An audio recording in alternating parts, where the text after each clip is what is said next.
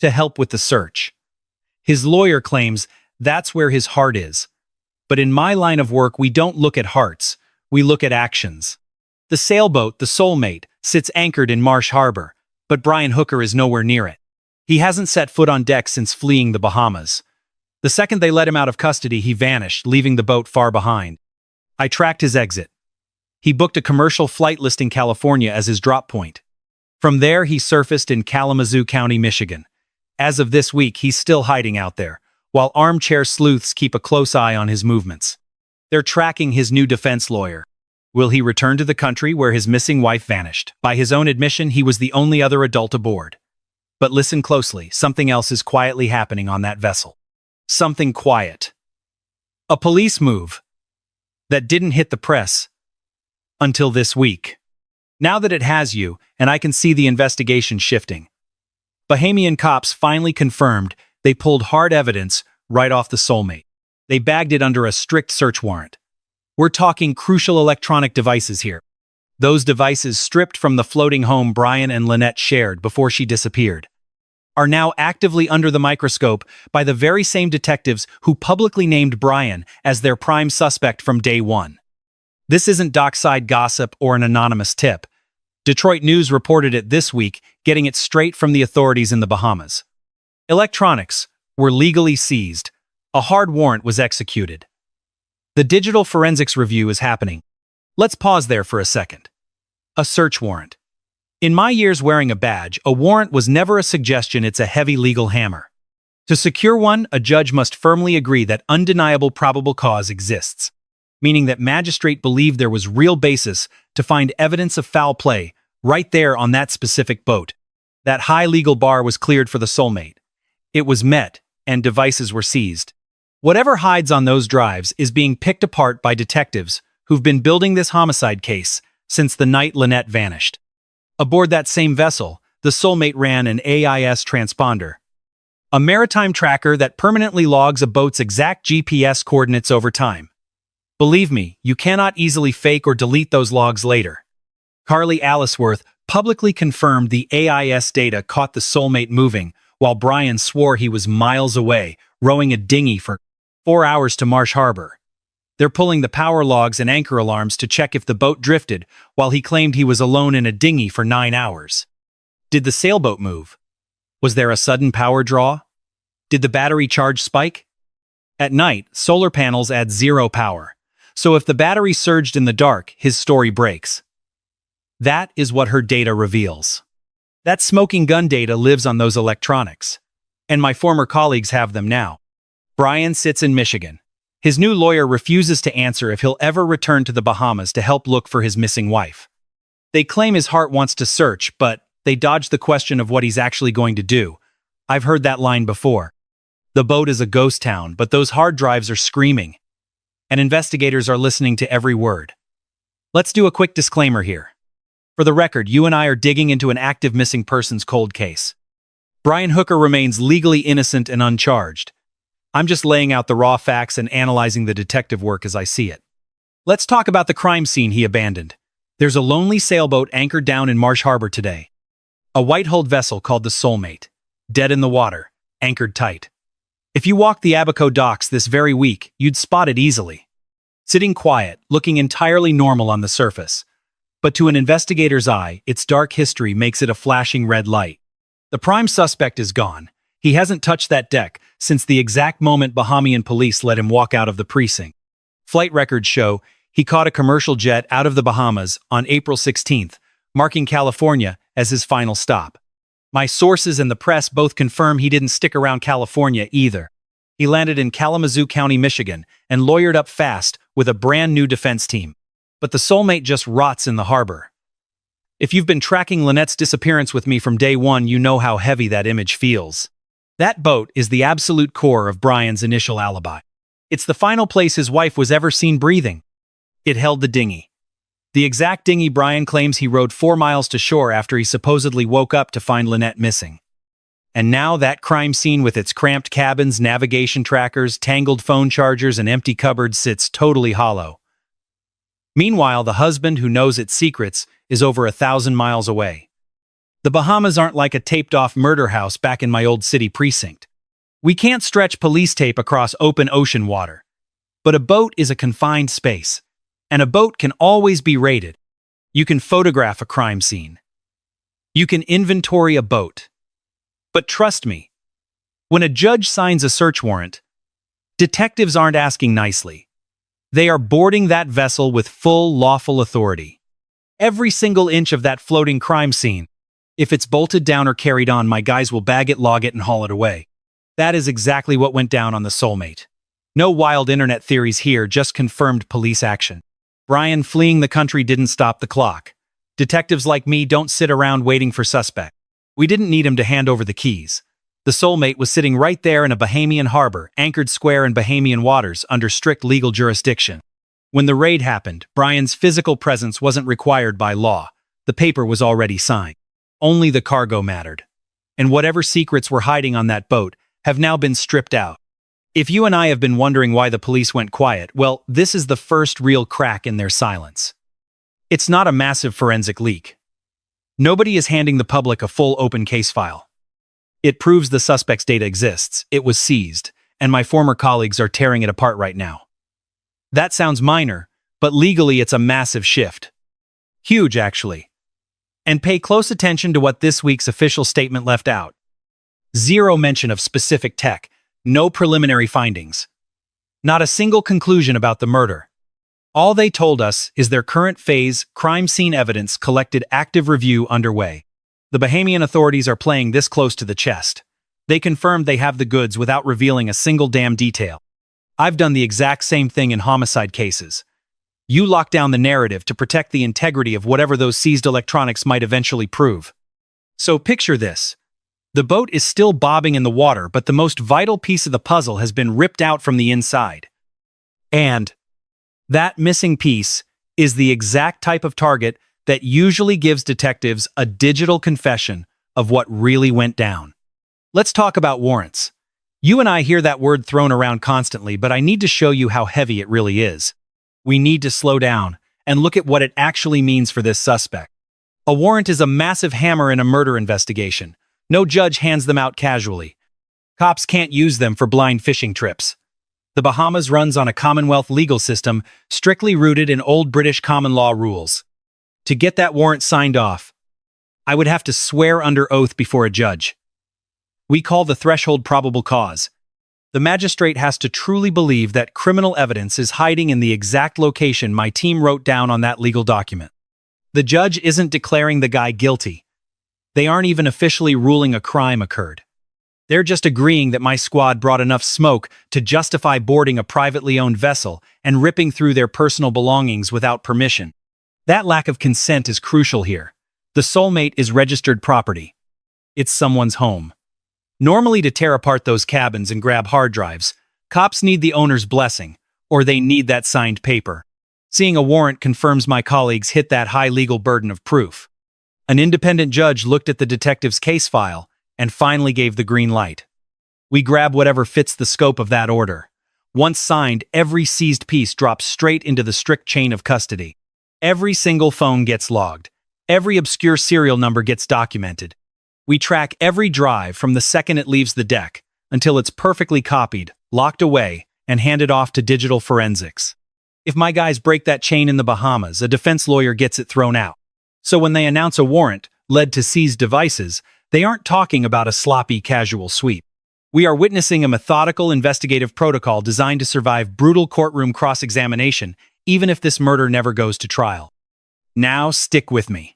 Here's a critical detail that a lot of people totally overlook. Warrants don't guarantee charges. It doesn't mean an arrest is imminent. It just means a judge agreed we had enough suspicion to hunt. That is it. Those extracted files might turn up absolutely nothing, or they might crack the case. The only people who actually know are the detectives working the extraction. Detroit News confirmed that the primary target authorized on that specific warrant, or at least the main focus, was electronic devices. That's no accident. When I write a warrant, digital forensics isn't just a generic catch-all category. I have to prove to the bench exactly why those hard drives hold the killer's secrets. In my line of work, that means a detective in the Bahamas stood before a judge and swore that Brian and Lynette's digital devices held the missing puzzle pieces to their murder investigation. The gavel dropped. Those devices are in custody and being drained of data. Look, you and I have followed this case from day one. I know this timeline feels agonizingly slow. There were long, quiet stretches where the whole investigation just looked dead. But international maritime law is a beast. This isn't a botched case. Pushing that search warrant through simply eats the clock. It demands mountains of red tape. It means wrangling island cops and prosecutors into alignment. What my gut tells me this week is that the silence was never a stall. Behind the missing press briefings, the gears of justice were grinding. They are still grinding. The hardware seized from that sailboat is finally sitting on a lab bench right under the noses of forensic techs paid to crack them open. Let me talk warrants for a second because it dictates our next move. A search warrant is a very tight leash. Cops can only bag what the paper allows. If the judge wrote electronics, my guys cannot grab a bloody shirt. If it clears a sweep of the main cabin, they cannot board another boat. Practically speaking, when the Bahamian police show off what they hauled in, they are quietly admitting exactly what that piece of paper allowed. The digital evidence grab was pre-approved. That sign-off gives my detective brain a big clue about their target. Let us break down that phrase, electronic devices. When Bahamian investigators use that umbrella term, they are casting a wide net intentionally. That is standard police work. Wide enough to bag all the tech, but tight enough to survive a nasty court fight. We rarely list exact brands or serial numbers to the press. We just confirm the bucket. Electronic devices is that bucket. For those of you trying to picture what that means on a floating crime scene, like the Soulmate, let me paint you a picture. I am not guessing the exact inventory list. That evidence log is sealed right now. This is about why this haul matters for murder cases. A modern boat of that class is just a giant floating hard drive. Steering relies on tech. The chart plotter is wired. The autopilot tracks everything. The marine radio stores call logs. The boat definitely runs an AIS beacon completely apart from personal phones, but it counts as digital evidence. Depending on the specific aftermarket rigging setup, you might find a heavy-duty computer, a mounted helm screen, or a backup handheld tracker. Plus, the onboard router. That is the ship gear. Then come the suspect's personal toys. Phones, laptops, smartwatches. Every gadget Brian or the victim carried aboard. Any piece of tech left behind in the cabin after Lynette vanished into the water. Any phone that pinged the boat network or synced to each other in secret. It is all fair game under that warrant if it was sitting aboard. And here is why my old squad loved that. When investigating a missing person with a tight timeline and a locked crime scene, detectives chase two holy grails. Where did the suspect go, and who did they talk to? Seized electronics answer both of those questions. Boat systems locate the hull. Cell phones track the killer. Text threads expose the motive. All of that lives in silicon. The ship itself holds grudges. The GPS maps out a history of the route. The beacon broadcasts a hard path onto local storage disks, partly across coastal radio towers, and partly into global public tracking databases online. The autopilot remembers the exact digital waypoints punched in right before the murder occurred. A marine radio with digital calling features holds the exact contact logs. I am not speaking in theories here. This is the baseline tech of a modern vessel. I cannot promise what my colleagues will find, but I know exactly what they are hunting for. When that digital category hits a signed search warrant during a suspicious missing persons case, where ship movement and late-night texts are hotly debated. My goal is pretty simple. I want the routes. I want the messages. I need the call history. Give me the timestamps. I am pulling every single byte that proves where that ship sailed and what sinister acts happened during those fatal hours. You and I aren't here to play guessing games with that hard drive. We need to realize that whatever secrets live on that silicon, a good forensic cop will extract them. Imaging drives, building the timeline, digging up deleted files. It takes time. But when detectives do it right, you cannot fight the math. You and I are looking at a case where deleted files aren't gone. That forgotten location data, still ticking away. Every app logs behavior. The system watches. Once my forensics team images a seized drive, the digital timeline speaks for itself. Suspects lie, but hard drives don't. And there is one crucial angle I need to highlight. Gadgets talk to each other. Plug a cell phone into a laptop, and it leaves a permanent sync footprint.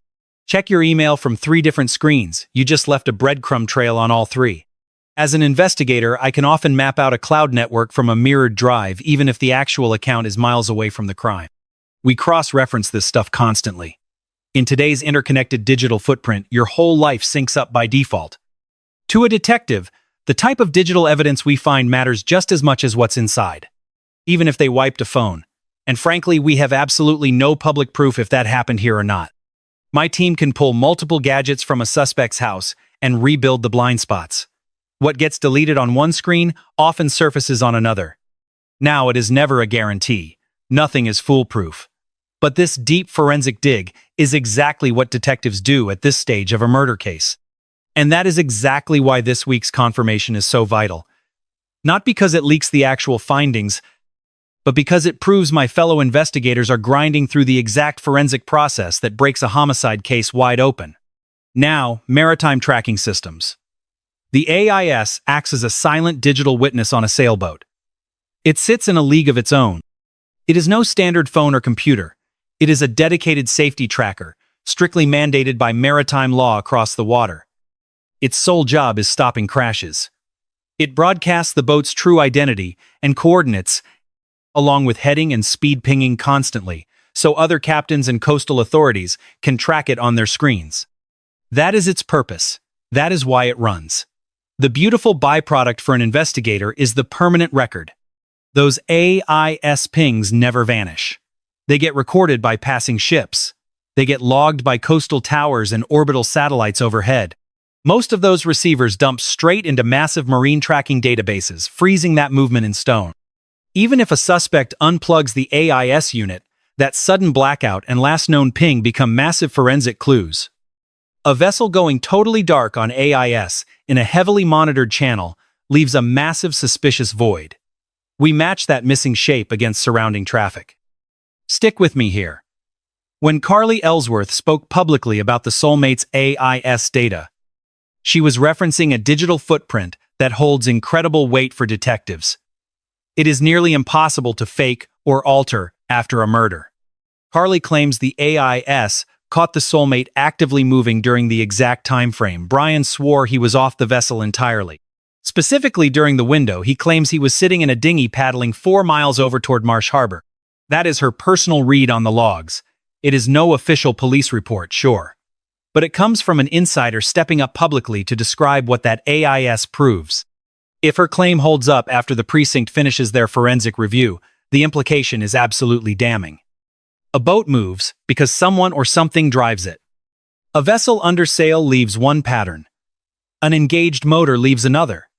A ship just drifting on the tide creates a data signature, completely distinct from an active getaway. Detectives easily distinguish those profiles in the AIS logs. At a baseline level, because the getaway speeds and heading angles shift. So when a detective asks how the Soulmate actually moved during that alibi window, the AIS logs provide cold, hard facts. Now, as an old cop, I have to stamp this as a working theory. We are looking at analytical inference, not sworn fact yet. If the AIS grid completely contradicts Brian's given alibi, that discrepancy becomes massive evidence. Not just for what it inherently proves, but for the huge lies it forces homicide detectives to unravel. When a suspect's story clashes with an unalterable digital footprint, that suspect starts sweating in the interrogation room. That exact interrogation room pressure provides the right context for the recent remarks by defense attorney Randy Kessler. Based on the latest coverage from Ashley Banfield on Drop Dead Serious, Kessler, speaking from the suspect's corner, admitted this. AIS data terrifies defense lawyers. He literally called it a potential nail in the coffin. That quote came through Banfield's single source, so my detective brain naturally hedges it slightly. Kessler was not acting as an official spokesman here. He simply offered a seasoned defense lawyer's take on the kind of digital forensics that routinely bury a murder suspect at trial. It is a sharp perspective, sure, but it remains just one lawyer's opinion relayed through a single microphone. So what do you and I make of this? The core detective truth is that raw digital movement data completely ignores witness testimony. It is a cold breed of evidence that does not care about human lies. It just tells the truth. The Soulmate's AIS tracking data doesn't lie. Once my former colleagues pull that record from the timeline, they'll see exactly what happened out there. If the tracking backs up Brian's story, he's cleared. If it doesn't, let's look at this together. Someone's going to have some serious explaining to do. When we say electronic devices in a murder investigation like this, it carries heavy weight. We aren't just grabbing laptops. They're seizing the exact digital footprint that no suspect can go back and manipulate after the fact. It's locked in time. There's another technical angle I always check here. It's where digital forensics comes in. Say a suspect destroys the boat's tracking unit. There's no proof of that here, but even if they did, the shoreside receiving towers maintain a completely independent log. AIS broadcasts everything out loud. Any local tower picks up those pings. So a suspect trying to cover their tracks can't just delete a file on one console and expect to get away with it. They'd have to hack third-party logs spread out across multiple different stations.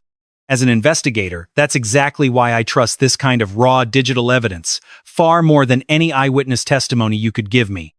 It's exactly why the confirmed seizure of these devices paired with the public tracking data points the current task force in one very specific direction. The detectives haven't just bagged a few random phones. They are holding the core hardware guaranteed to either prove Brian's story right or tear his alibi to completely absolute shreds. Enter Michigan and Crystal Marie Howard. While forensics tears through those drives in the Bahamas, Brian Hooker sits in Kalamazoo County, Michigan, behind a brand-new defense attorney named Crystal Marie Howard. She's a local Kalamazoo County lawyer, and ABC News already confirmed she's officially taken over Brian's defense. On top of that, WWZ-13 reported she refuses to confirm if Brian ever plans on returning to the Bahamas. You and I have seen this pattern before. Brian boarded a commercial flight out of the Bahamas just 24 hours after he bonded out of custody. He didn't stick around the island for any follow-up interrogations. He didn't stay anywhere near the Soulmate crime scene. He bolted. Now he's hired fresh legal muscle in a county where reporters finally tracked him down. And when ABC News directly asked his lawyer if he's flying back to the Bahamas and the exact jurisdiction where his wife vanished, where their live-in boat still sits locked down in a harbor, the island holding his seized hard drives, she couldn't confirm his travel plans. I'm not accusing the guy. I'm just reading the board. It's a cold read of his current location, his new legal shield, and the deafening silence coming from his defense camp right now. Look, Crystal Marie Howard's only job is protecting her client. That's exactly how the defense game works. She owes the press absolutely nothing. She certainly doesn't have to hand over his flight itinerary. She doesn't have to issue a single press release. Any decent lawyer locks their client down to prevent slip-ups that prosecutors will use later. So dodging questions about flying back isn't an automatic sign of guilt in my old line of work. It's exactly what a smart criminal defense attorney demands. What it does give us, though, is a glaring tactical clue about the true direction of this homicide probe. When an American woman goes missing off a Bahamian boat and her freed husband hides out over 1,000 miles from the crime scene, his willingness to voluntarily fly back is far from just abstract theory. It's the fine line between a grieving cooperative witness and something much darker. In interrogation rooms, I learned to listen to what suspects don't say. The silence is always louder than the word. Brian's lawyer hasn't given anyone a single promise that he'll go back. Brian hasn't made one personal statement claiming he'll face the music. He hasn't sat beside his counsel to clear his name since he walked out of that jail. He hasn't answered a single public question about the boat's tracking data or those seized hard drives. Here's what we do know. The Bahamian police commissioner firmly stated that Brian is a suspect. That label didn't just float up from online rumors. The top cop stated it loud and clear on local broadcasts, and they haven't walked it back once.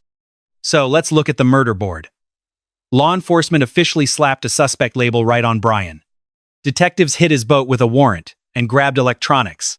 Tech guys are ripping through the data, while his stateside lawyer told ABC News she won't confirm if he's ever going back to face those foreign investigators. If I isolated each of those clues, sure, a good defense attorney could spin an innocent excuse for any of them. But put them together with me. That paints a very dark, very intentional picture. Putting on my detective hat and reading this purely as an analytical exercise, rather than assuming Brian's state of mind, the sheer geography of this standoff matters way more than civilians realize. The Bahamas and the United States share a very strict extradition treaty. Look, that extradition treaty means something, but it's hardly an automatic trigger. If a prime suspect won't physically return to the jurisdiction, it changes the game. I've seen it double the pressure and the procedural nightmare required to actually drag a case into a courtroom, assuming charges ever drop. A guy who walks back in voluntarily paints a vastly different picture than a fugitive we have to forcefully compel. Right now, my read on the street is there's zero public chatter about actual extradition moves being played. But when your main suspect sits safely across a border, while the murder investigation stays behind you, enter a totally different legal arena. It plays by its own cold rules. It certainly isn't a shortcut for us. It's no loophole either. It's just the harsh reality of how international manhunts and cross-border casework actually go down. And that new defense lawyer up in Michigan. He is playing this exact structure exactly the way any smart defense attorney should. Let's talk about the word suspect. In everyday conversation, that label carries a massive psychological weight. So I always tell rookies to handle it with extreme care, especially in a dark, twisted case like this where you understandably crave some clarity. To a detective, a suspect just means a specific person we strongly believe might be tied to the blood and the crime itself. It's not a criminal charge. It is no grand jury indictment. And it sure isn't a formal signed arrest warrant. Sticking that target on someone's back doesn't guarantee a conviction. It doesn't even mean my squad has gathered enough hard evidence to lock one in. It means our investigation hasn't cleared the guy, and we have damn good reasons to keep staring. The Bahamian police commissioner officially tagged Brian Hooker as a named suspect. That is a cold, publicly reported fact. The same Bahamian brass who dropped that label are now the ones tearing through the electronics we seized from that boat, the Soulmate, under a strict warrant. So the public case file remains internally consistent. The exact guy named as a suspect is watching his digital life get torn apart by the very same detectives who pointed the finger at him. But you and I need to look closely at what hasn't happened yet. Brian isn't charged. He hasn't been cuffed on formal homicide charges. There's no indictment. We detained him, then released him. He walked onto a commercial flight and left the country. That is the official documented timeline. Standing alone, none of that actually proves a single thing about what truly happened to Lynette. The public always expects that when a high-profile suspect gets named on the evening news, we either slap handcuffs on them by midnight or drop it completely. But real complex murder investigations never work that way. When you're working a missing person, no body, no confession, relying purely on scrambled digital footprints and messy physical clues, a detective's grind can drag on for brutal months before the DA even thinks about charges. That happens in local homicides. It is 10 times worse in international mysteries, where critical bloody evidence has to clear customs across completely different jurisdictions. We have to enforce global subpoenas and prosecutors wait on files from 3 different countries. So that agonizing gap between suspect and charged, it doesn't mean the squad is sleeping. It just means our gritty work isn't done yet, and tearing through those seized hard drives is a huge piece of it. My seasoned detectives read on where this file sits. And remember, this is my analysis, not a sworn statement, is that the task force is currently desperately consolidating their entire evidentiary board. That fully matches what grabbing a suspect's electronics under a tight warrant looks like mid-hunt. It lines up perfectly with deep diving into marine tracking data during an active murder case. It echoes exactly what running cadaver dogs along a cold shoreline feels like during an open homicide. None of those moves guarantee a conviction. They just show you the grueling shape of the police work actually getting done. Once the pieces lock in, the prosecutor will make their call. And if they pull the trigger on an arrest, it's because the total evidence demanded it. If no arrest happens, it's because our hard evidence was simply insufficient for court. Either way, the official case file will eventually show that choice. Right now, you and I are just sitting in the messy middle. And the middle of this nightmare is cracked hard drives. An empty boat, a quiet husband up in Michigan, a slick lawyer dodging questions, and a missing woman whose family is begging for answers. Now, I need to be perfectly clear about what I'm not claiming here. I am not saying Brian murdered anyone. I am not guaranteeing this digital sweep will uncover a smoking gun either.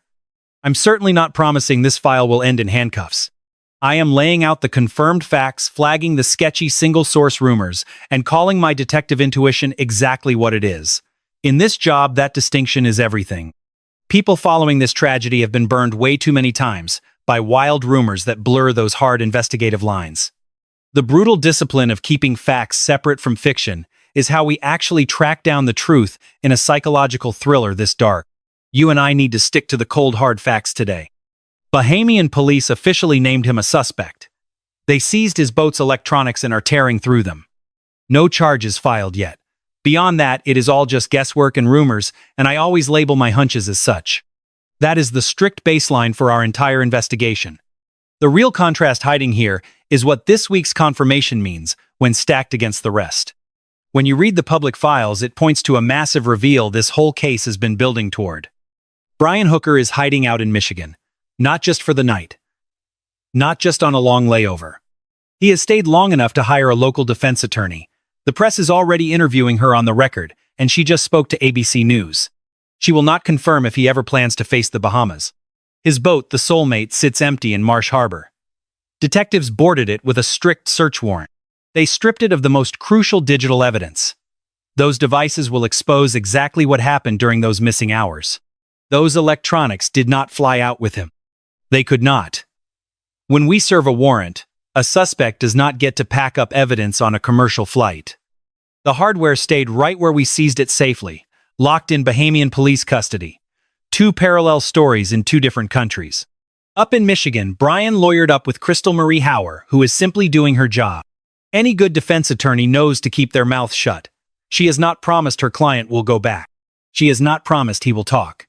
She just asked the public to hold their judgment, which is a fair tactical request. But notice she offered zero actual statements on the physical evidence or the murder itself. Meanwhile, Bahamian investigators are hunched over screens. They are imaging hard drives and pulling message logs, reconstructing boat navigation, matching tracking records against timestamps, and consulting with our best digital forensics teams. In complex murder cases, it takes months of digital forensics to verify the chain of custody for every file. They are still pushing hard on physical searches this week too. Cadaver dogs, shoreline patrols, heavy drone surveillance. Not because one quick sweep usually breaks a homicide case wide open, but because real cops never stop searching a crime scene until they find something.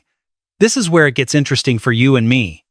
Those seized devices do not need Brian in the interrogation room. They do not need his cooperation. The suspect does not have to talk.